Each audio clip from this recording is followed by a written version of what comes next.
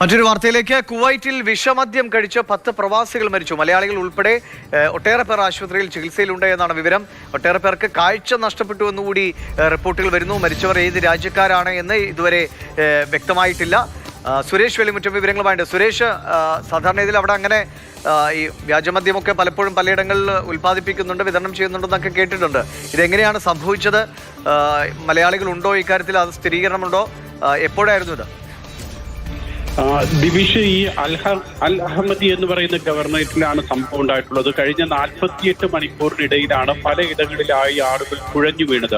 ഇങ്ങനെ ആളുകൾ കുഴഞ്ഞു വീണു, ആശുപത്രിയിലേക്ക് കൊണ്ടുപോകുന്നു. പിന്നീടാണ് ഇതിന്റെ ഒരു യഥാർത്ഥ കാരണം എന്താണെന്ന് അന്വേഷിച്ച് കണ്ടെത്തുമ്പോഴാണ് അവിടുത്തെ ഒരു സ്ഥലത്ത് ഉണ്ടാക്കിയിട്ടുള്ള ജലീബ് ബ്ലോക്ക് 4 ഇവിടെ ഉണ്ടാക്കിയിട്ടുള്ള മദ്യം പലർ വാങ്ങി കഴിച്ചു. ആ മദ്യത്തിൽ വിഷാംശം കലർന്നിരുന്നു എന്നാണ് വ്യക്തമാകുന്നത്.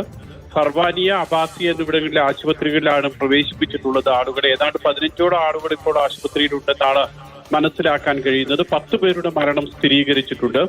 ഈ ആശുപത്രിയിൽ കഴിയുന്നവരിൽ തന്നെ പലർക്കും കിഡ്നിക്ക് പ്രശ്നമുണ്ടെന്ന് ആശുപത്രി അധികൃതർ വ്യക്തമാക്കുന്നു. അതോടൊപ്പം തന്നെ കാഴ്ചശക്തി പോയിട്ടുള്ള ആളുകളും ഉണ്ട്.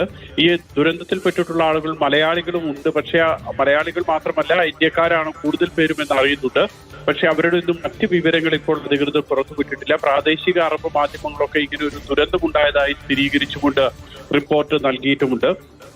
നേരത്തെ ദിവിഷു പറഞ്ഞ പോലെ കഴിഞ്ഞ കുറച്ച് നാളുകളായി ഈ മേഖലകളിൽ ഇങ്ങനെ മദ്യം വിൽക്കുന്നതായിട്ടുള്ള വിവരങ്ങളൊക്കെ ഉണ്ടായിരുന്നു. പക്ഷെ ഇപ്പോഴാണ് ഇങ്ങനെ ഒരു വലിയ ദുരന്തം ഉണ്ടായിട്ടുള്ളത്. 48 മണിക്കൂറിനിടയിലാണ് ഇത്ര ആളുകൾ കുഴഞ്ഞു വീണിട്ടുള്ള സംഭവത്തെക്കുറിച്ചുള്ള അന്വേഷണം ആരംഭിച്ചിട്ടുണ്ട്. മദ്യത്തിന്റെ സാമ്പിൾ എടുത്ത് അത് കൊണ്ടുപോയി പരിശോധിക്കുമ്പോഴാണ് ഇതിൽ വിഷാംശമുണ്ടെന്ന് മനസ്സിലായത്.